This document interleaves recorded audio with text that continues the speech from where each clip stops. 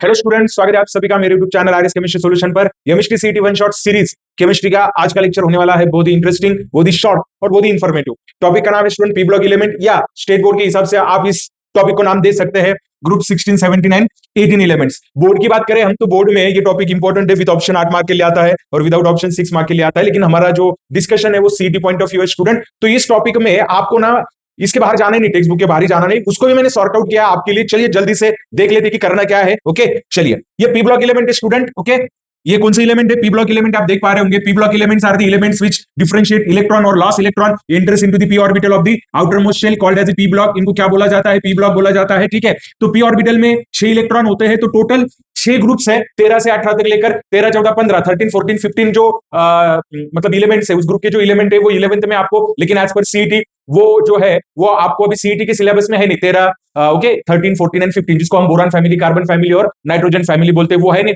तो आपको ग्रुप 16 से आगे है। तो अभी हम डिस्कशन करेंगे, सिर्फ जो नहीं है उस पर बात नहीं करेंगे, जो है उस पर बात करेंगे। Group 16 element, oxygen atomic number 8 है, सल्फर ऑक्सीजन नंबर 16 है, सेलेनियम 34, टेलुरियम 52 और पोलोनियम। ठीक है, these are generally called as chalcogen. इनको चाल्कोजेन कहा जाता है student because these are ore forming, क्योंकि ये ओर्स फॉर्म करते हैं। ठीक है, सेलेनाइड, सल्फाइड या फिर ऑक्साइड हम बोलते हैं उनको। ग्रुप 17 की हम बात करें तो इनको हैलोजन कहा जाता है। ठीक है, fluorine, chlorine, bromine, iodine and एस्टाटाइन। एस्टाटाइन लेते नहीं स्टूडेंट, अब हैलोजन में सिर्फ कौन लेते हैं? हैलोजन में फ्लोरीन, क्लोरीन, ब्रोमीन और आयोडीन लिया जाता है। हैलोजन इसलिए because they form hello acid, या फिर हमें सपोज करते हैं तो सॉल्ट फॉर्म करता है। हैलोजन का मतलब होता है प्रोड्यूस करते हैं। So therefore these are called as halogen, fluorine, chlorine, bromine, iodine. Group 18 element है स्टूडेंट। हीलियम थोड़ा सा एक्सेप्शनल केस है, क्योंकि हीलियम डुप्लेट फॉर्म करता है, बाकी सारे ऑक्टेट फॉर्म करते हैं। ग्रुप 18 या 0, इनको नोबेल गैसेस कहा जाता है। नॉर्मल टेंपरेचर पर ये क्या होते हैं? गैस होते हैं। नॉर्मल टेंपरेचर पर गैसेस किसी के साथ रिएक्ट नहीं होते। इसका रीजन ये है क्योंकि इनका इलेक्ट्रॉनिक कॉन्फिगरेशन क्या होता है? स्टेबल होता है। चलिए जल्दी से आगे बढ़ते इलेक्ट्रॉनिक कॉन्फिगरेशन देख लेते हो, आपको समझ में आया होगा। ठीक है, तो इलेक्ट्रॉनिक कॉन्फिगरेशन पहले देखते हैं, बाद में इनका अबंडेंस देखते हैं। ठीक है, ग्रुप 16 का जनरल इलेक्ट्रॉनिक कॉन्फिगरेशन होता है student NH2 NP4।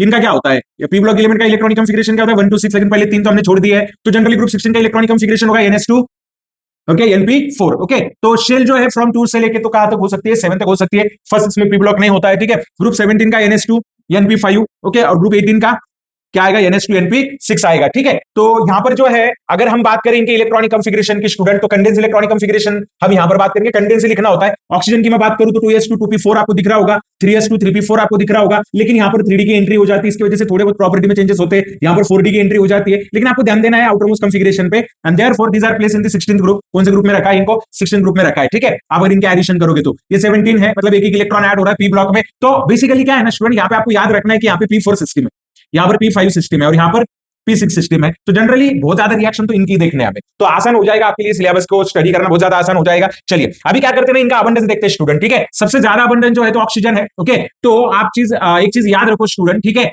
Oxygen is the most abundant. Okay, by volume अगर मैं बात करूं तो हम बोलते हैं ना जनरली कि मतलब एटमॉस्फेयर में 21% क्या है? ऑक्सीजन है। तो एक्यूरेटली तो 20.95 है। ओके, लेकिन अगर मैं मास की बात करूं तो 46.6% बाय क्या है स्टूडेंट? मास है। ओके, तो ये तो समझना पड़ेगा आपको। ठीक है, उसके बाद सल्फर जो है, तो सल्फर जनरली कंबाइंड फॉर्म में होता है, सल्फेट या सल्फाइड के 0.03% के आसपास अर्थ क्रस्ट में मिलता है हमें सल्फर। ठीक है, सल्फाइड वगैरह भी मिलेंगे। Selenium found in metal selenides. Okay, tellurium in sulphide ores and polonium is a radioactive element. ये रेडियोएक्टिव एलिमेंट है स्टूडेंट। तो थोड़ा सा ध्यान देना स्टूडेंट इन सॉल्ट पे, इसको थोड़ा एक दो बार लिखने की प्रैक्टिस करो, पता होना चाहिए हमें, है क्या नहीं? चलिए नेक्स्ट दिया है आपको fluorine occurs in insoluble fluoride present in the soil, bones and teeth. आपको पता है हमारे टीथ में भी फ्लोराइड कंटेंट होता है, सफेदी जो आती है वो। ठीक है, फ्लोरोस्पार है, क्रायोलाइट है, फ्लोरो एपेटाइट है। तो फ्लोरीन के जो सॉल्ट है वो याद रखिए। क्लोराइड्स तो सबसे ज्यादा मिलते हैं, मरीन 2.5% 3% तक है अभी, बराबर कि नहीं? आयोडीन भी है। एस्टेट एंड रेडियोएक्टिव एलिमेंट है। ग्रुप 18 की तो बात ही मत करो, एटमॉस्फेयर में ही मिलेंगे आपको। सबसे ज्यादा अबंडेंस जो होता है वो किसका होता है?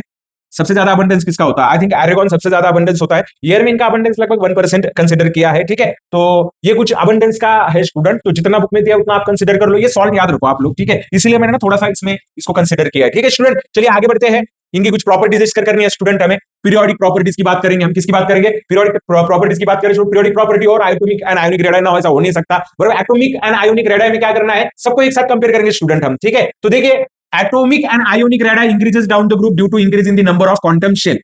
कैसे कैसे होता है? देखिए ना आप लोग, आप इलेक्ट्रॉनिक कॉन्फिगरेशन अगर देखो तो आपको समझ में आ जाएगा। डाउन द ग्रुप क्या हो रहा है, देखिए ना आप, यहाँ पर कौन सी शेल है? सेकंड। यहाँ पे कौन सी शेल है? थर्ड। यहाँ पे फोर्थ, यहाँ पे फिफ्थ, यहाँ पे सिक्स। तो जैसे जैसे डाउन द ग्रुप आ रहे हैं तो इलेक्ट्रॉनिक शेल क्या हो रहा है? इंक्रीज हो रहा है। इतना सा ऑर्डर तो याद रखना है हमें, बराबर की नहीं? ठीक है, across the period atomic number and ionic radii decreases due to the increase in atomic number and electrons are added into the same shell. ये ट्रेंड तो हमने 10th में भी पढ़ा है student. Down the group atomic size increases, new electronic shell is added, okay. लेकिन left to right क्या होता है, electrons are added into the same shell but atomic number increases, so internuclear attraction क्या हो जाता है, इंक्रीज हो जाता है। बार बार इसमें ज्यादा एक्सप्लेनेशन करने की जरूरत नहीं, सबको एक साथ ही देख रहे स्टूडेंट हम। आयोनाइजेशन एंथैल्पी की मैं बात करूं, तीनों ग्रुप के आयोनाइजेशन एंथैल्पी की बात करूं, क्या है ionization enthalpy, energy required to remove an electron from the isolated gaseous atom, उसको हम क्या बोलेंगे, आयोनाइजेशन एंथैल्पी बोलेंगे, ठीक है। These elements have high values of ionization enthalpies, क्योंकि क्या है ना स्टूडेंट, जैसे जैसे हम अक्रॉस दी क्या आते हैं, पीरियड आते हैं ना, तो ये जो 16 17 और 18 ये सबसे लास्ट में आ रहे हैं, तो हमें पता है कि आयोनाइजेशन एंथैल्पी क्या होने लगती है उस रिस्पेक्टिव पीरियड में, जैसे जैसे हम लेफ्ट टू राइट आ जाए आयोनाइजेशन एंथैल्पी बढ़ने लगती है। Why it increases, because the nuclear charge increases, nuclear charge increase होता है, इलेक्ट्रोनेगेटिविटी क्या होती है, डिक्रीज होती है फ्रॉम आइसोलेटेड। तो देखिए यहां पर दिया आपको, these elements have high values of ionization enthalpies in a group, ionization enthalpy decreases with increase in atomic size, because we know that ionization enthalpy is inversely proportional to atomic size, okay. तो मतलब जैसे जैसे atomic size बढ़ेगी ना student, वैसे वैसे क्या होने लगेगा, क्या होने, एटॉमिक साइज बढ़ेगी, डिस्टेंस बढ़ेगा, डिस्टेंस क्या हो जाएगा, डिस्टेंस जैसे जैसे बढ़ेगा, डिस्टेंस बढ़ रहा है, डिस्टेंस बढ़ेगा, अट्रैक्शन कम होगा, अट्रैक्शन कम होगा, अट्रैक्शन कम होगा तो क्या होगा, कम एनर्जी लगेगी ना, कम एनर्जी लगेगी इलेक्ट्रॉन निकालने के लिए, क्योंकि इलेक्ट्रॉन होल्ड कौन करता है, न्यूक्लियर फोर्स होल्ड करता है, तो वो ब्रेक करना है तो डिस्टेंस ज्यादा होना, डिस्टेंस जितना ज्यादा होना, ओके, तो उतनी एनर्जी कम होना, तो उसकी वजह से क्या होता है, इलेक्ट्रॉन इजीली क्या हो जाता है, रिमूव हो जाता है। चलिए आगे बढ़ते हैं। Across the period ionization enthalpies increases with increase in atomic number, this is due to addition of electrons in the same shell. ये तो अभी बताने की जरूरत है नहीं स्टूडेंट आपको। हाँ, एक सवाल आपको आएगा स्टूडेंट कि नाइट्रोजन की फर्स्ट आयोनाइजेशन एंथैल्पी जो रहेगी, okay, it is greater, first ionization enthalpy is greater than oxygen की फर्स्ट आयोनाइजेशन एंथैल्पी। तो इसको आपने बोलना है, नाइट्रोजन का NH2 NP3 होता है और ऑक्सीजन का क्या होता है, ये नाइट्रोजन का, ऑक्सीजन का क्या होता है, NH2 NP4 होता है। तो ये हाफ फील्ड होता है ना स्टूडेंट, ये उसके पीछे का क्या होता है, रीजन होता है। तो एक चीज आपने याद रखनी है। चलिए इलेक्ट्रोनेगेटिविटी की बात करते हैं, ability of covalency, okay, covalently bonded pair of electron is abstracted by the abstracted by the atom and that tendency is called as electronegativity, उसको बोलते हैं हम इलेक्ट्रोनेगेटिविटी बोलते हैं। In group electronegativity decreases, size increases, बेटा बेटा electronegativity is inversely proportional to size, okay, it is directly proportional to nuclear charge, okay.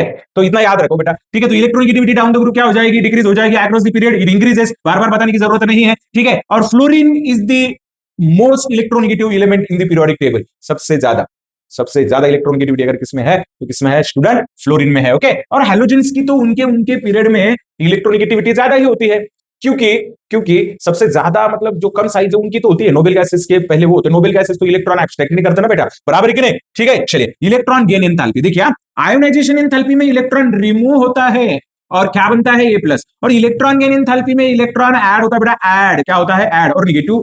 तो ये ऐड होते समय एनर्जी बढ़ती है, रिलीज होती है, ठीक है। The enthalpy change takes place when an electron is added to gaseous atom is called as electron gain enthalpy. Energy release होती है बेटा, एनर्जी क्या होती है बेटा, रिलीज होती है यहाँ पर, ठीक है। तो याद रखना है। ग्रुप 16 की अगर मैं बात करूं, oxygen has less negative electron gain enthalpy than sulphur. हाँ, ये तो पूछेंगे आपको, बराबर कि नहीं। जनरली क्या होता है ना कि हाँ, इसके सल्फर की ज्यादा रहेगी और इलेक्ट्रॉन गेन एंथैल्पी किसकी कम रहेगी, ऑक्सीजन की, और ये लगभग सारे पहले इसमें होता है, ठीक है। फ्लोरीन हैज लेस, ओके, पहला पहला मेंबर याद रखो, they have no tendency to accept electron, so they have stable electronic configuration, so they have positive electron gain enthalpy. इनकी पहली इलेक्ट्रॉन गेन एंथैल्पी नेगेटिव होती है, नोबेल गैसेस की पहली इलेक्ट्रॉन गेन एंथैल्पी पॉजिटिव होती है। मैं पहली इलेक्ट्रॉन गेन एंथैल्पी की बात कर रहा हूं, क्योंकि जैसे आप नेक्स्ट इलेक्ट्रॉन और ऐड करके बेटा वो भी पॉजिटिव हो जाएगी।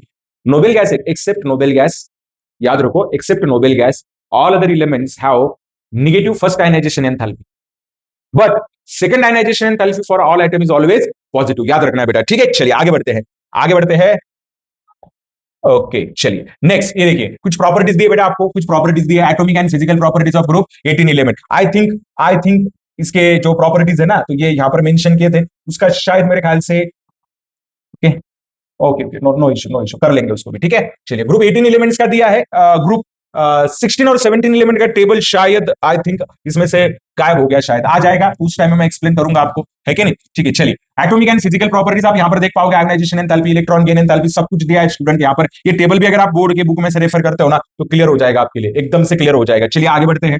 यहाँ पर सब एटॉमिक नंबर के साथ एटॉमिक मास है, रेडियस है, ionization enthalpy, electron gain enthalpy, density, melting point, boiling point and atmosphere content भी दिया है आपको, बराबर कि नहीं, कितना है, ओके। चलिए आगे बढ़ते हैं स्टूडेंट, ओके। यहाँ पर क्या दिया था, ओके, दो जो है ना, दो पॉइंट निकल गए यहाँ से, ठीक है। चलिए अभी क्या करते हैं ना, नेक्स्ट पॉइंट देखते हैं, anomalous behaviour, okay. Anomalous behaviour का मतलब क्या होता है ना, जो ग्रुप मेंबर होता है ना बेटा, जो ग्रुप मेंबर होता है फर्स्ट मेंबर, वो बाकी मेंबर से क्या करता है ना, थोड़े अलग से प्रॉपर्टीज क्या करता है, शो करता है, तो वो यहाँ पर हम डिस्कस करेंगे। Anomalous behaviour of oxygen is due to, पहला मेंबर कौन है ग्रुप 16 का, ऑक्सीजन है, तो किसकी वजह से होता है, small atomic size, high values of ionization enthalpy and absence of d orbitals in the valence shell. Valence shell में डी ऑर्बिटल क्या होते हैं बेटा, एब्सेंट होते हैं। ओके, तो उसकी वजह से इसका एनोमोलस, तो क्या क्या एनोमोलस प्रॉपर्टीज है? Oxygen is only diatomic gas, बाकी के सारे तो सॉलिड भी है। ऑक्सीजन क्या होता है, डायमैग्नेटिक होता है, बराबर कि नहीं? नहीं, ऑक्सीजन पैरामैग्नेटिक होता है, बाकी के सारे क्या होते हैं, डायमैग्नेटिक होते हैं। Now tell me why oxygen is paramagnetic on the basis of MOT। Oxygen shows -2 -1 +2, मतलब बहुत रेयरली +2 होता है। -2 मतलब ऑक्साइड, ओके, और -1 मतलब परऑक्साइड, तो ये ऑक्सीडेशन स्टेट दिखाता है। लेकिन बाकी एलिमेंट -2 +2 +4 और +6 भी दिखाते हैं, बराबर कि नहीं? Hydrides of oxygen is the only liquid. Oxygen का अकेला हाइड्राइड कौन सी स्टेट में होता है बेटा? लिक्विड स्टेट में होता है बेटा, ठीक है। Oxygen shows a covalency is 2 while other members can show maximum covalency 6। कितने शो कर सकते हैं? 6। तो एनोमलस बिहेवियर बेटा ऑक्सीजन का, किसका है बेटा? ऑक्सीजन का है। अभी देखेंगे एनोमलस बिहेवियर ऑफ फ्लोरीन। पहला मेंबर कौन है? 17 का फ्लोरीन। तो क्या है? Small atomic size, high electronegativity, absence of d orbitals and low या फिर बॉन्ड डिसोसिएशन एनर्जी सबसे कम होती है, बराबर कि नहीं? ठीक है। Fluorine is the most reactive, एक ही ऑक्सीडेशन स्टेट होती है, बाकी सारी मेंबर की +1 से +7 तक होती है, बराबर कि नहीं? Due to hydrogen bonding FS is liquid, वो अकेला लिक्विड है, बाकी सारे गैसेस होते हैं। Fluorine has the highest tendency to form ionic compound due to high electronegativity. Fluorine form only one oxide acid, बाकी के बहुत सारे ऑक्साइड एसिड फॉर्म करते हैं। Displaces other halogens from their corresponding halide due to high reactivity. किसकी वजह से? High reactivity की वजह से, ठीक है। चलिए अभी देखते हैं स्टूडेंट ऑक्सीडेशन स्टेट, बहुत ही ज्यादा इंपॉर्टेंट पॉइंट है ऑक्सीडेशन स्टेट, बहुत ही ज्यादा इंपॉर्टेंट पॉइंट है स्टूडेंट। कौन सा? Oxidation state. चलिए जानते हैं। ऑल एलिमेंट्स ग्रुप 16 की बात करो, ओके, तो इनका इलेक्ट्रॉनिक कॉन्फिगरेशन क्या है? NH2 NP4। So oxygen shows common oxidation state -2, कहीं कहीं पर +2 है, और परऑक्साइड में कितनी होती है? ऑक्सीडेशन स्टेट परऑक्साइड में कितनी होती है? -1 होती है। यहाँ पे गलती से +1 हो गया, ये +1 नहीं है, तो क्या है? -1 है, याद रखो बेटा, कितनी है? -1 होती है। While other elements can show +2 +4 and +6 in excited state. कौन सी स्टेट में बेटा? एक्साइटेड स्टेट में शो कर दे। However the stability of +6 oxidation state decreases down the group while the stability of +4 oxidation increases due to inert pair effect. क्या होता है ना बेटा? क्या होता है ना बेटा? NH2 NP क्या है?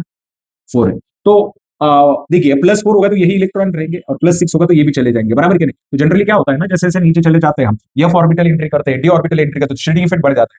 तो आउटर मोस्ट इलेक्ट्रॉन जो होता है ना, तो वो दिए नहीं जाते, इनर्ट बन जाते हैं। क्या बन जाता है? इनर्ट। तो ये दिए नहीं जाते, फिर क्या दिए जाते हैं? +4 ही दिए जाते हैं। तो वही वो एक्सप्लेन करने की कोशिश कर रहे हैं बेटा। चलिए, all the elements have valence electronic configuration is NH2 NP5।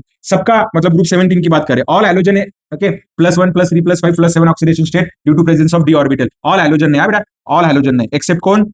Fluorine. Okay, fluorine shows only -1 oxidation state. Fluorine सिर्फ क्या शो करता है? -1 शो करता है। Next, all the elements have valence shell electronic configuration NH2 NP6। Group 18 की बात कर रहे हैं बेटा हम, किसकी बात कर रहे हैं? ग्रुप 18 की बात कर रहे हैं। xenon exhibit higher oxidation state due to present d orbital in the valence shell. xenon बात कर, मतलब xenon की साइज भी बड़ी है ना स्टूडेंट, तो कर सकता है रिएक्शन।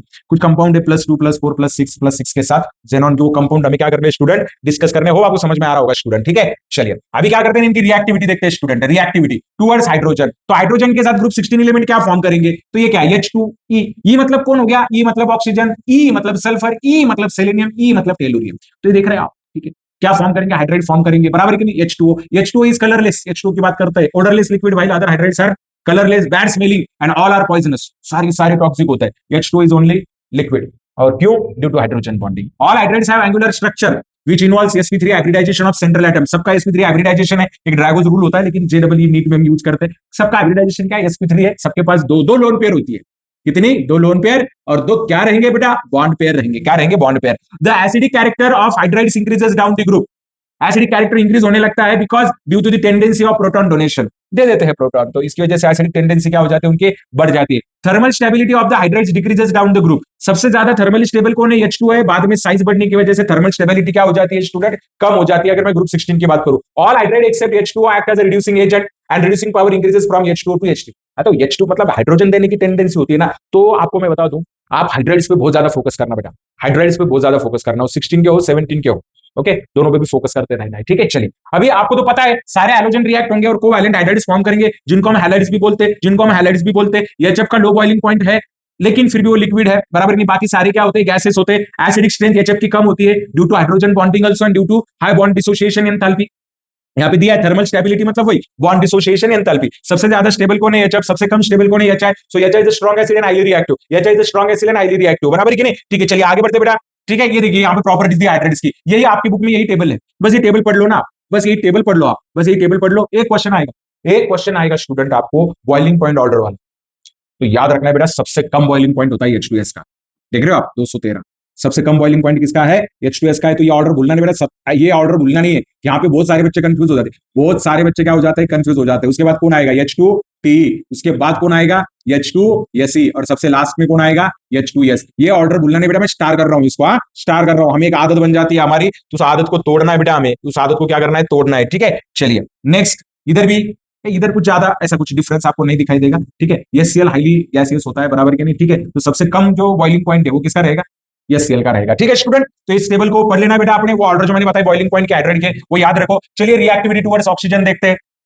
देखिए स्टूडेंट, ऑक्सीजन के साथ रिएक्टिविटी में आप इतना बताइए, ऑक्साइड फॉर्म करते हैं, उनका एसिडिक बेसिक नेचर थोड़ा सा याद रखिए आप। फॉर्मूला ठीक है, अगर याद रहता तो अच्छी बात है, इतने सारे रिएक्शंस याद करना पॉसिबल नहीं होता है हमें, तो कम से कम कुछ एक चीजें याद रखनी आपने, जैसे कि देखिए ग्रुप 16 एलिमेंट क्या फॉर्म करता है? EO2 फॉर्म करता है। तो मैं बोलूंगा ना, EO2 फॉर्म करता है मतलब ग्रुप 16 में सल्फर है, सल्फर डाइऑक्साइड फॉर्म करेगा। EO3 मतलब, कम से कम ये दोनों तो याद रखो ना आप लोग। और एसिडिक है ना दोनों, क्या है? एसिडिक। SO2 भी एसिडिक और SO3 भी क्या है? एसिडिक है। Okay, all dioxide act as both oxidising as well as reducing agent, बराबर की नहीं? ठीक है, रेडॉक्स रिएक्शन में पढ़ाऊंगा मैं, और पढ़ाया भी मैंने। Dioxides and trioxide are acidic in nature, मैंने बोला ना डाइऑक्साइड और ये क्या होता है? एसिडिक नेचर के होते हैं। Acidic state decreases down the group, down the group क्या होता है? डिक्रीज, क्योंकि मेटालिक कैरेक्टर इंक्रीज होते हैं। ठीक है, this oxide dissolve in water to form acid, वही तो इसकी वजह से ही तो एसिडिक होता है ना, स्ट्रेंथ कम होने लगती है। ठीक है, ग्रुप 17 की बात करें, all elements form many oxide. इसका रीजन ये है ना, due to electronegativity, due to electronegativity, बराबर है कि नहीं? ठीक है, तो कौन कौन से याद रखो? F2, O2, F2, Cl2O, ये सारे के सारे एसिडिक होते हैं स्टूडेंट, सारे के सारे होते हैं। Higher oxides of halogens are more stable than, ये स्टेटमेंट आपने याद रखना है। कौन सा? ये higher oxides of halogens are more stable than the lower oxide, higher oxides of halogens are more stable than lower oxide. Student याद रहेगा, दिमाग में फिट करा लेना है इसको। ठीक है, चलिए आगे बढ़ते हैं। आगे क्या दिया है? रिएक्टिविटी टुवर्ड्स हैलोजन, हैलोजन के साथ क्या रिएक्शन होगी? तो हैलोजन के साथ क्या क्या फॉर्म होगा? देखिए SF2 फॉर्म होगा, उसके बाद SF4 फॉर्म होगा, और SF6 भी फॉर्म होगा। ठीक है, मतलब EX2, ओके, हैलोजन के साथ भी इनकी एफिनिटी होती है। देखिए ना यहाँ पर दिया S2F2, S2Cl2, C2Cl2, okay, sulphuryl dichloride, डायहाइड्स भी दिए आपको, बराबर की? मोनो हाइलाइड है, डायहाइलाइड है, टेट्रा हाइलाइड्स भी है, ओके, हेक्सा हाइलाइड भी है। तो आपको ना यहाँ पर पता होना चाहिए हाइब्रिडाइजेशन क्या है। यहाँ पर हाइब्रिडाइजेशन क्या होगा? sp3, क्या sp2 होगा? श्योर दो 8 sp3। यहाँ पर हाइब्रिडाइजेशन क्या होगा? ट्राइगोनल बाइपिरामिडल दिया है बेटा, ट्राइगोनल बाइपिरामिडल दिया है, तो क्या आएगा? टेट्रा हाइलाइड्स में 6 और 4 10, sp3 D2 आएगा बेटा, बराबर की नहीं? और यहाँ पर बराबर कि नहीं? ठीक है, fluoride, chloride, bromide and iodide stability दी है इसके, सबसे ज्यादा स्टेबिलिटी किसकी? की फ्लोराइड की, और मोस्टली ये सारे आयोनिक। ठीक है, मतलब आयोनिक रहेंगे। Halogens combine their self to form inter halogen compound, inter halogen compound मिलता है बेटा, इसमें जो X लिखा है ना, X और X डैश, तो X जो लिखा है ना बेटा, ये लार्ज वाला होगा, और X डैश जो लिखा है ये स्मॉल वाला होगा। ओके, कौन सा वाला होगा? स्मॉल है। ये कौन सा वाला होगा? लार्ज। इसमें फ्लोरीन नहीं आएगा, इसमें आयोडीन नहीं आएगा। आ रहा है समझ में? आ रहा है क्या? और ट्रिप्टॉन के तो ज्यादा कुछ कंपाउंड मिलते नहीं हमें, xenon के मिलते हैं, फ्लोराइड, क्योंकि फ्लोरीन के साथ क्या होता है स्टूडेंट? ये रिएक्ट होते हैं। होप आपको समझ में आ रहा होगा। ठीक है, चलिए नेक्स्ट देखते हैं student, reactivity of metals, metal के साथ कैसे रिएक्ट होते हैं? सारे 16 मेटल के साथ रिएक्ट होकर ऑक्साइड बनाएंगे, सल्फर है तो सल्फाइड बनाएंगे, क्या बनाएंगे? सल्फाइड, और कुछ हद तक टेलोराइड्स भी बनते हैं, क्या बनते हैं? सेलेनाइड्स, हो गया सेलेनाइड भी बनते हैं, सेलेनाइड्स। ओके, चलिए तो फॉर्मूला देख लेना आपने, याद रखो, फॉर्मूला बहुत इंपॉर्टेंट होता है। अभी एल्यूमिनियम का फॉर्मूला और ऑक्सीजन का, तो एल्यूमिनियम का 3 होता है, ऑक्सीजन का 2, तो क्रॉस करो और क्या मिलेगा आपको? Al2O3। तो ये कर लेना है स्टूडेंट, ये करना पड़ेगा। सारे एलिमेंट जो हेलोजन है मेटल के साथ रिएक्ट होकर मेटल हैलाइड्स बनाएंगे। Most of the metal halides are ionic, okay, और आयोनिक नेचर जो रहेगा फ्लोराइड का सबसे ज्यादा होता है, आयोडाइड का सबसे कम होता है ड्यू टू साइज। और यह मतलब क्या होता है? मोनोवैलेंट होगा, डाइवैलेंट होगा तो 2 चला जाएगा, 3 भी जा सकता है। Metal halides in their higher oxidation states are more covalent than lower oxidation state, बहुत जरूरी है स्टूडेंट। ये स्टेटमेंट, ऐसे कुछ स्टेटमेंट होते हैं ना, इन स्टेटमेंट को सीडी के पॉइंट ऑफ व्यू याद रखना है। अगर कोई आपको पूछे, सपोज फॉर एग्जांपल, कोई अगर आपको पूछे, देखिए metal halides in their higher oxidation state are more covalent than in lower oxidation state, तो आपको समझ में आना चाहिए कि क्या एग्जैक्टली वो एक्सप्लेन करने की कोशिश करे। For example SnCl4, PbCl4, EsBCl5 are more covalent in than SnCl2, PbCl2, बराबर कि नहीं? Noble gases do not react with metal, noble gases की तो रिएक्शन ही नहीं होती है। क्या नहीं होती बेटा? रिएक्शन नहीं होती है। नेक्स्ट एलोट्रॉपी देखना है हमें, एलोट्रॉपी भी क्वेश्चन आएगा, खासकर सल्फर के एलोट्रॉपी क्वेश्चन आएगा। ट्रांजिशन टेंपरेचर याद रखो स्टूडेंट, कौन सा टेंपरेचर यहाँ पे दिया है? ट्रांजिशन टेंपरेचर, यस 369, कितना? 369 केल्विन, याद रखो, ट्रांजिशन बोलते हैं उसको। Oxygen has 2 electrons, sulphur has 2 electrons, rhombic and monoclinic सबसे stable, selenium red and grey, okay, crystalline and amorphous, okay, और पोलोनियम अल्फा बीटा दोनों भी मेटालिक होते हैं, ये याद रखना है। सल्फर के 2 रोम्बिक सल्फर है, मोनोक्लिनिक ये ज्यादा स्टेबल होता है। 369 पे दोनों इक्विलिब्रियम में होते हैं, दोनों किसमें होते हैं? इक्विलिब्रियम में होते हैं, बराबर कि नहीं? ठीक है, चलिए आगे बढ़ते हैं। अभी हमें देखना है ऑक्साइड ऑफ सल्फर, ये तो आपकी बुक में भी दिया है। ऑक्साइड सल्फर में क्या क्या आएगा स्टूडेंट? आपको सल्फर का ऑक्सीडेशन स्टेट बताओ, इसका ऑक्सीडेशन स्टेट क्या होगा? क्या होगा इसका ऑक्सीडेशन स्टेट? +4, कितना? +4। लोन पेयर कितनी है? 1 है, बराबर कि नहीं?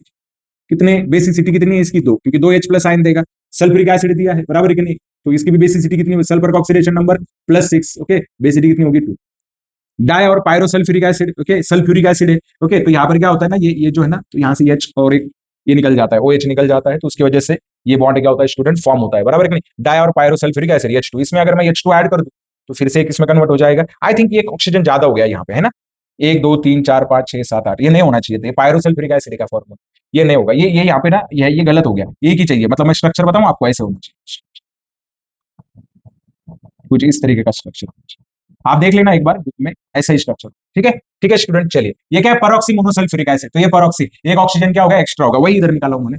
परऑक्सी डाइसल्फ्यूरिक एसिड, परऑक्सी डाइसल्फ्यूरिक एसिड, ये गलत हो गया फिर से इधर, ओके। परऑक्सी डाइसल्फ्यूरिक एसिड, तो ये थोड़ा सा ना, मतलब आई थिंक थोड़ा सा कॉम्बिनेशन में थोड़ा सा ये हो गया है, डाइसल्फरस एसिड होना चाहिए था, तो डाइसल्फ्यूरिक हो गया, बराबर कि नहीं, ठीक है। चलिए कोई बात नहीं, कंसिडर कर ही लेंगे हम इसमें, है क्या नहीं, तो यहाँ पे नहीं मिल रहा है ना।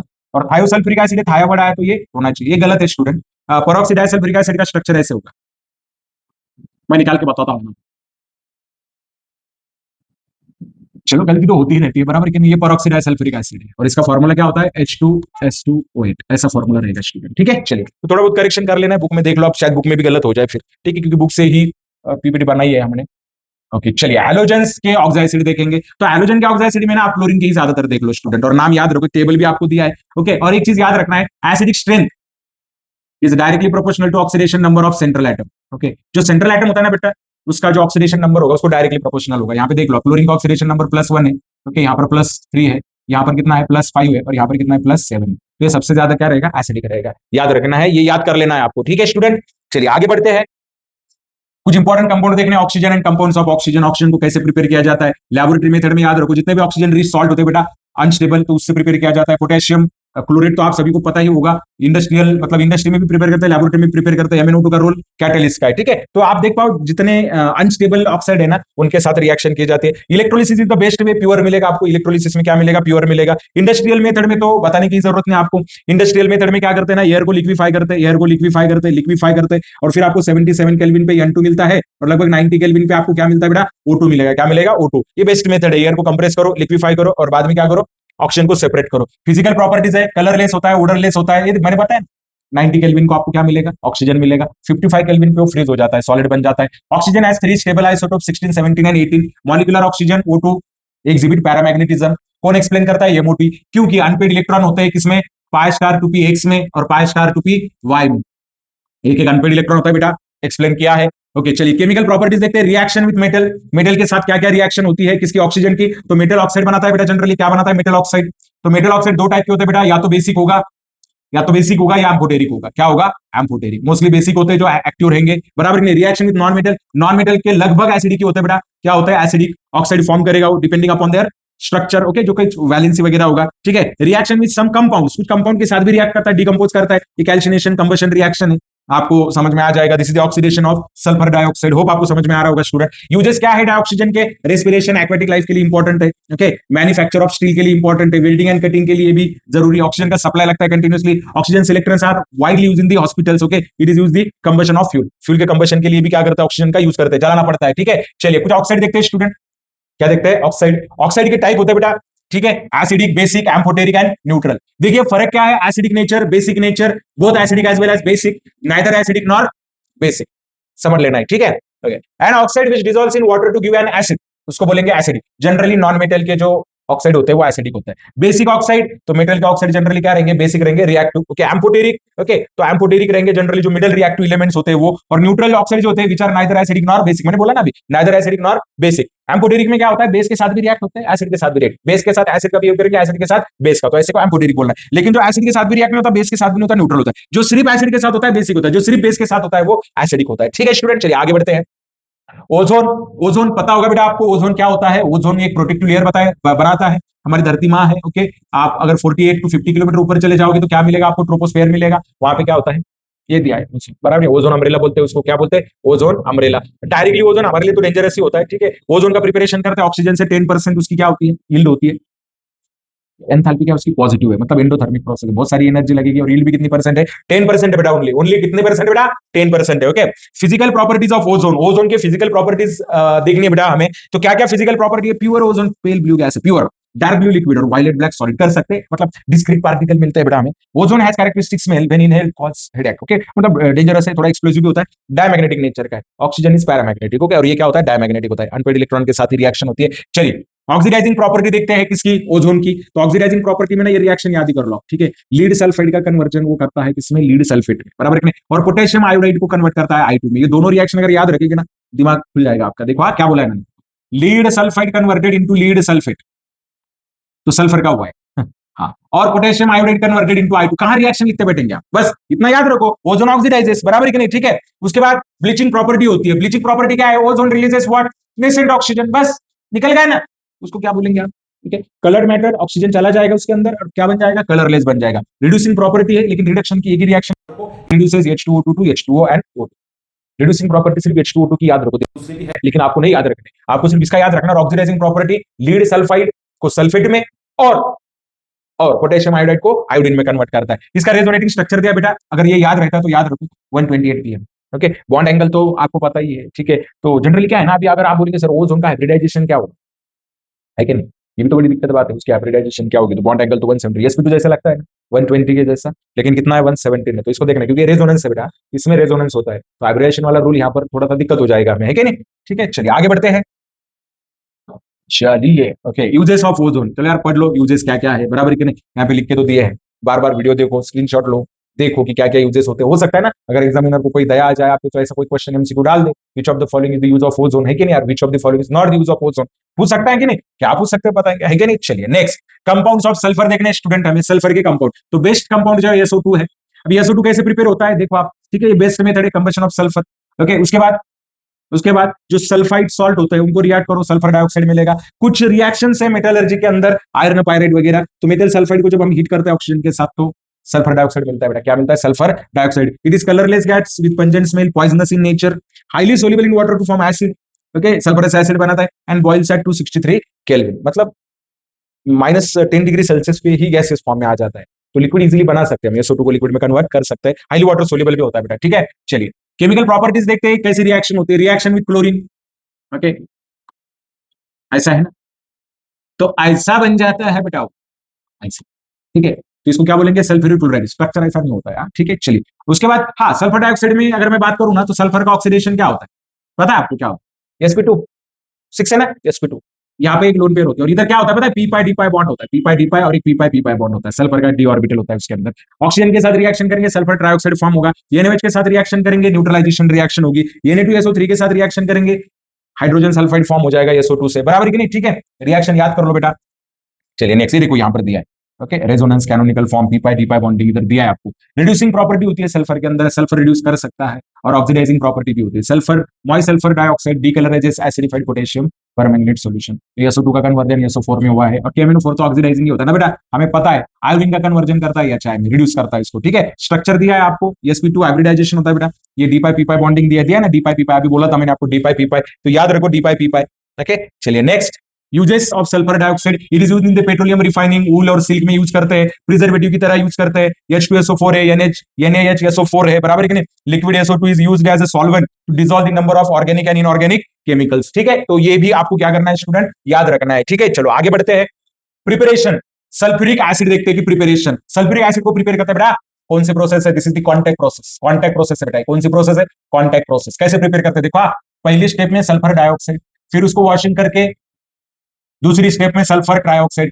यहाँ पे कैटलिस्ट यूज करते बेटा V2O5, और बाद में सल्फर ट्राइऑक्साइड को वॉशिंग देते बेटा किसकी, H2SO4 की, और फिर आपको मिलता है H2S2O7, ओलियम मिलता बेटा, क्या मिलता, ओलियम मिलता, इधर देखते बेटा, ठीक है, क्या है देखो, मिल रहा है सल्फर डाइऑक्साइड, मिल रहा है सल्फर ट्राइऑक्साइड, ओके, और फिर क्या मिल रहा है, ओलियम, और ओलियम को जैसे हाइड्रोलाइज करेंगे ना बेटा, हमें क्या मिलेगा, H2SO4 मिलेगा, क्या मिलेगा बेटा, H2SO4 मिलेगा। हो आपको समझ में आ रहा होगा स्टूडेंट, ठीक है। चलिए आगे बढ़ते हैं, सल्फ्यूरिक एसिड के जो कुछ इंपॉर्टेंट प्रॉपर्टी है स्टूडेंट, उन इंपॉर्टेंट प्रॉपर्टी को देखते हैं। सल्फ्यूरिक एसिड कलरलेस होता है बेटा, डेंस होता है, ऑयली लिक्विड होता है, हाई हाइड्रोजन बॉन्डिंग होती है, बहुत ज्यादा इंटेंसिव हाइड्रोजन बॉन्डिंग होती है बेटा इसके अंदर, सो ऑयली लिक्विड बन जाता है, हाईएस्ट डेंसिटी है, ओके, स्पेसिफिक 1.84 लगभग 2 के बराबर, ठीक है, at 298 Kelvin it freezes as 283 and boils at, इतना ज्यादा डिफरेंस क्यों है बॉइलिंग पॉइंट में और मेल्टिंग पॉइंट में, this is because of hydrogen bonding. कितना डिफरेंस है देखो ना बेटा, इतना डिफरेंस है। It is highly corrosive and produces severe burn on the skin because it has strong affinity towards the water, पूरा मॉइस्चर खींच लेगा। ठीक है, एसिडिक प्रॉपर्टी, सल्फ्यूरिक एसिड बहुत ही ज्यादा एसिडिक होता है, दो स्टेप में चला जाता है।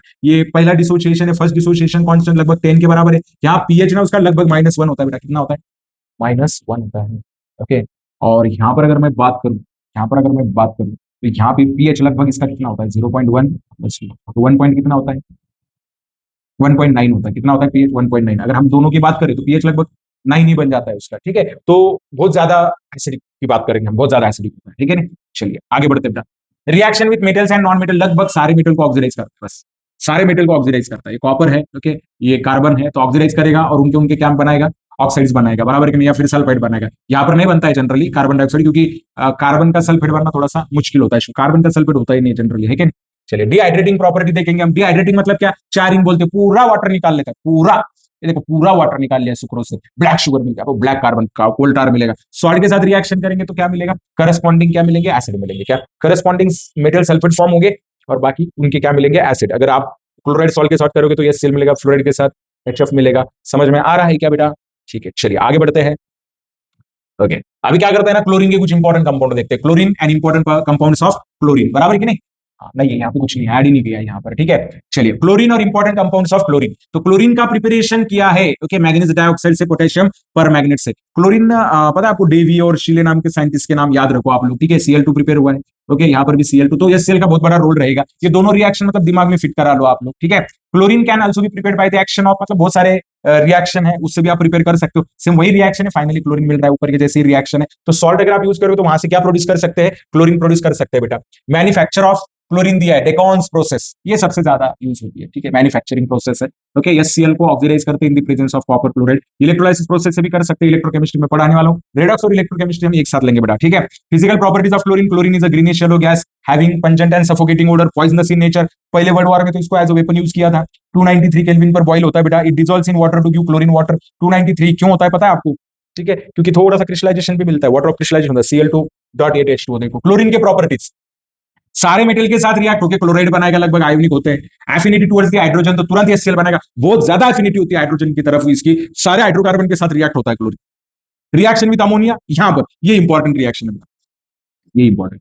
यहाँ पे हमने अमोनिया एक्सेस यूज किया तो N2 मिला अमोनियम क्लोराइड के साथ। यहाँ पे हमने क्लोरीन एक्सेस में लिया तो हमें NCl3 मिला और HCl। एक्सप्लोजिव होता है बेटा, ये क्या होता है बेटा? एक्सप्लोजिव। तो ये इंपॉर्टेंट है, यहाँ पर किसका एक्सेस ले रहे हो आप उस पर डिपेंड करेगा। अगर आपको N2 चाहिए तो NH3 एक्सेस ले लो। रिएक्शन विद अल्कली, अल्कली के साथ क्या रिएक्शन होती है? तो दो टाइप के अल्कली लेने हैं आपको, एक बार कोल्ड होगा, डाइल्यूट होगा, कोल्ड होगा, डाइल्यूट होगा। डिस्प्रोपोर्शनेशन भी कहा जाता है इसको, क्या कहा जाता है? डिस्प्रोपोर्शनेशन।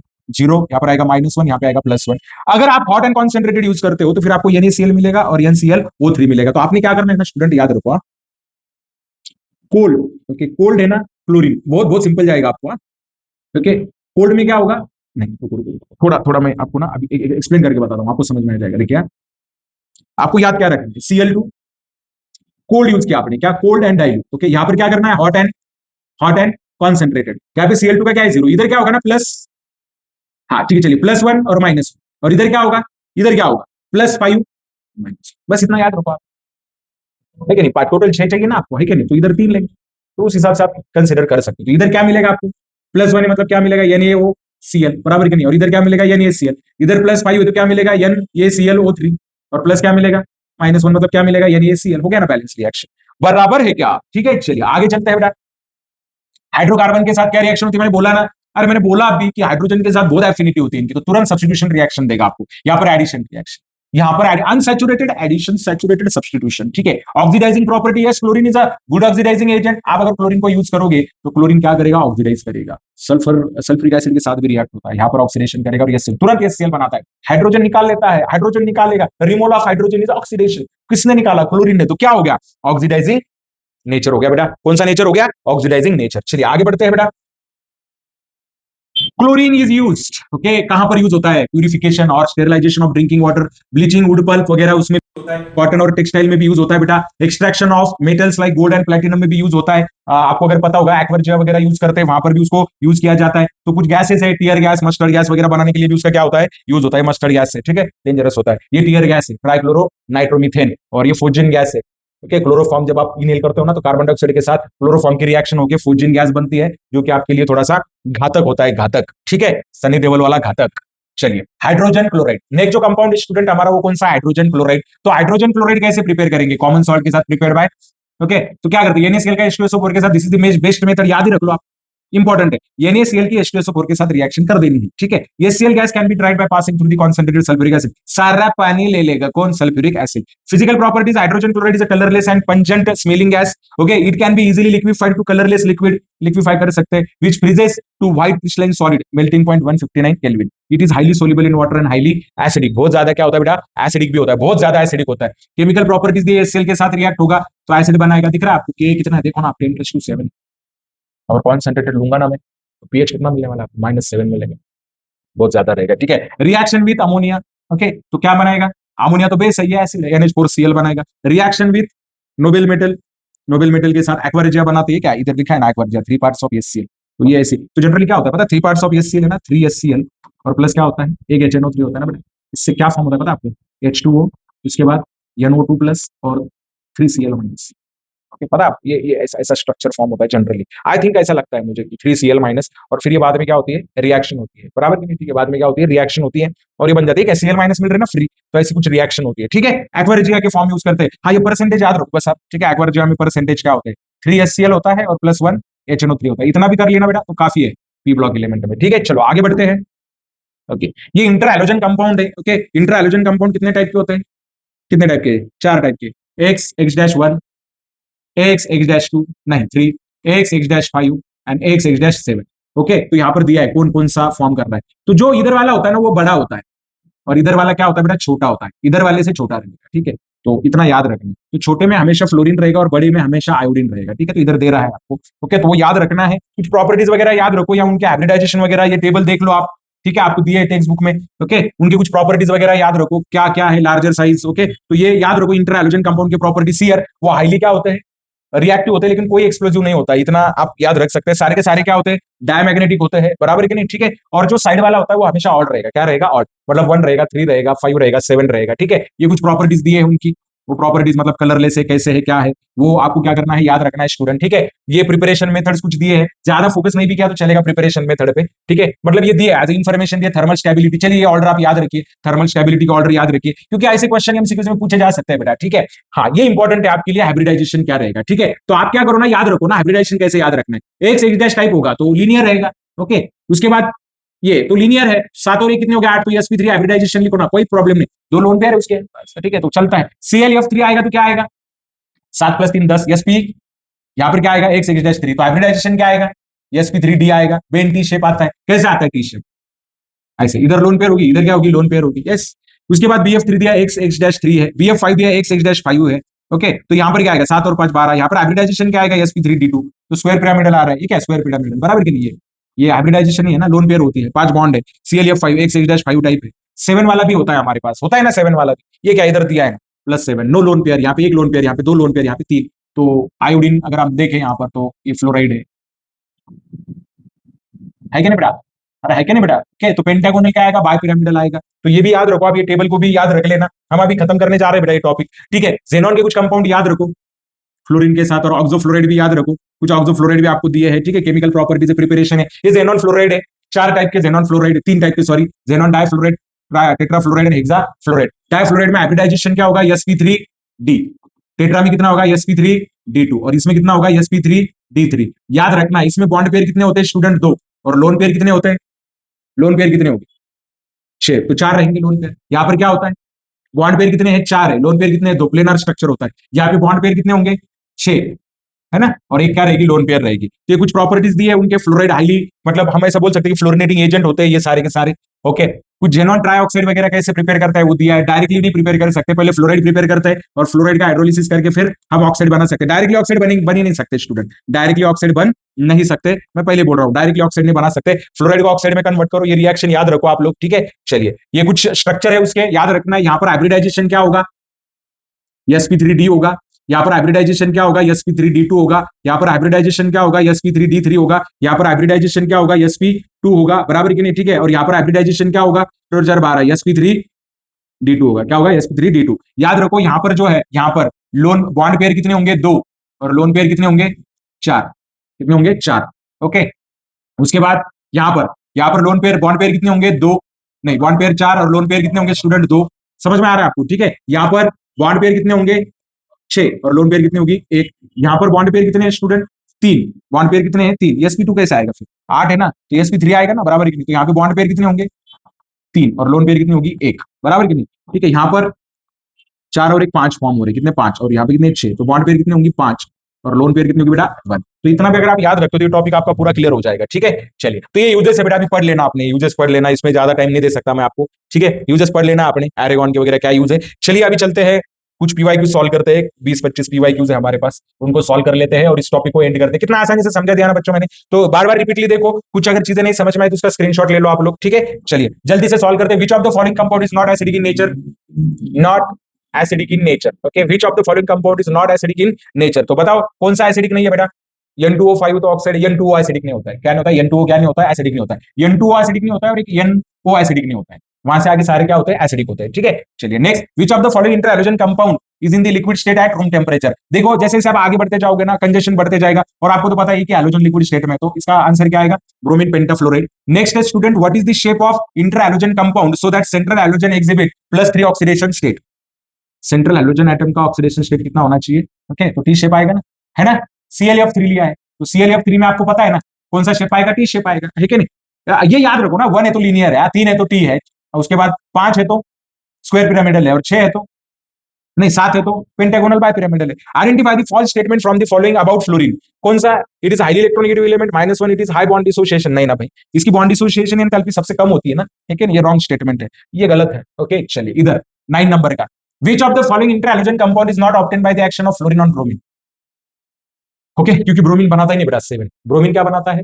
1, 3 एंड 5। 7 उतना साइज ही नहीं, उसके पास रिपल्शन कितना होगा, बराबर कि नहीं? Mixture of iodine and sodium sulphate, sublimation, क्योंकि इसमें कौन सप्लीमेंट्री है? आयोडीन सप्लीमेंट्री है। ये तो स्कूल लेवल में किए थे एक्सपेरिमेंट हमने, आपने नहीं किए होंगे, हमने किए थे, हमारी स्कूल अच्छी थी। ओके, चलिए, विच among the following pairs of halogen forms the inter halogen compound of the type X dash? Okay, तो आयोडीन और फ्लोरीन ही फॉर्म कर अकेला है, और बहुत ही अनस्टेबल स्टेरिक फैक्टर नाम की कोई चीज होती है ना। Okay, how many lone pair of electrons are present on the chlorine atom in hypochlorous acid? Hypochlorous acid. Okay, okay, तो कितने लोन पेयर? 1 2 3, एक ही तो बॉन्ड फॉर्म करता है। ठीक है, चलिए, what is oxygen oxygen bond length in boson? मैंने बोला था ना आपको, ये ऑक्सीजन ऑक्सीजन बॉन्ड लेंथ पूछती है 128। कितनी होती है? 128। ओके, मैंने बोला था ये ऑक्सीजन बॉन्ड लेंथ पूछते हैं बेटा, तो याद रख लेना आप। ओके, हाँ, मैं जो बोल रहा हूँ उस पर भरोसा रखो आप। ठीक है, नहीं रखेंगे तो मैं कुछ कर नहीं सकता, लेकिन फिर भी रख लो, देखो भरोसा रख के देखो आप मुझ पर। ओके, कुछ ना कुछ तो फायदा ही करा के जाऊंगा बेटा आपका, है कि नहीं? चलिए बढ़ते हैं आगे।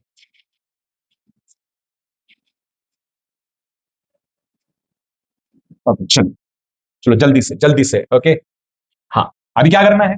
विच ऑफ द फॉलोइंग, नहीं, what is the number of electrons around the sulphur in H2SO4? को वैलेंसी 6 है ना, तो 12 ही रहेंगे ना। को वैलेंसी कितनी है उसकी? 6 है ना H2SO4 में, तो 12 ही रहेंगे। Which from the following activities result in the formation of volume in the matrix? Okay, SO2 gas में, yes, by passing, by absorbing SO3 gas in H2SO4। कितना सिंपल है यार, SO3 में अगर मैं H2SO4 डाल दूं तो क्या बनेगा? वही तो बनेगा, ये ऐड हो जाएगा ना इसके अंदर। ठीक है, तो ये है उसका।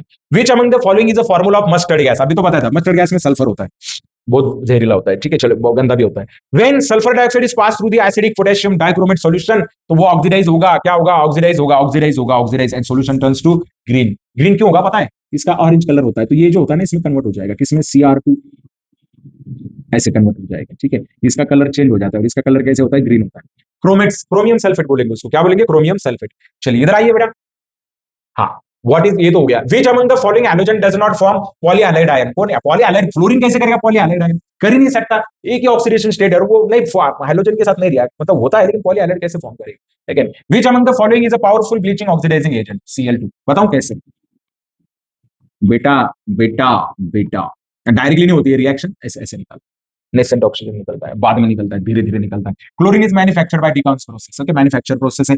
विच one of the following react with glass? HF, yes, glass के साथ रिएक्ट होता है, डायरेक्टली रिएक्ट होता है, बाकी का असर नहीं होता है। Which group element from following achieves noble gas configuration after gaining 2 electron? भाई ग्रुप 16 है ना, तो Np क्या होता है? NS2, और Np क्या होता है? 4। दो तो चाहिए ना, है क्या नहीं? चलिए नेक्स्ट देखते हैं।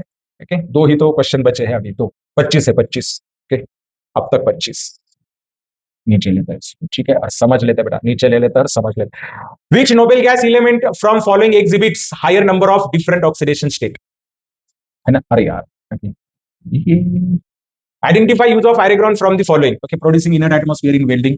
Okay, which element among the following does not form diatomic molecule? Argon कैसे फॉर्म करे? मोनोएटॉमिक होता है ना. Which among the following is not a mineral of chlorine? Yes, cryolite. Cryolite का फॉर्मूला पता है स्टूडेंट आपको क्या होता है? This is the formula. तो क्लोरीन है ही नहीं इसमें, फ्लोरीन है. ठीक है ना. Which from following element not the member of group 16 element? Astatine, क्योंकि ये हैलोजन के ग्रुप में है 17. Which from the following molecule exhibit lower thermal stability? ये तो पढ़ा है हमने. Properties of tear gas. Okay, having the properties of tear gas. Okay, चलिए. So these are the okay some examples. Okay, PYQs of P block element. Student, मैंने इतना sweetly इतना shortly इसको एक्सप्लेन किया है ना. ओके, तो आपको इस वीडियो को लाइक और शेयर करना ही पड़ेगा. चैनल पे जो नए हैं उनको सब्सक्राइब करना पड़ेगा. आपके दोस्तों के साथ इसको शेयर भी करना पड़ेगा. बराबर कि नहीं? ठीक है स्टूडेंट, मिलते हैं नेक्स्ट वीडियो में. इंटरेस्टिंग वीडियो लेकर आएंगे आपके लिए. ओके स्टूडेंट, तब तक के लिए बाय बाय.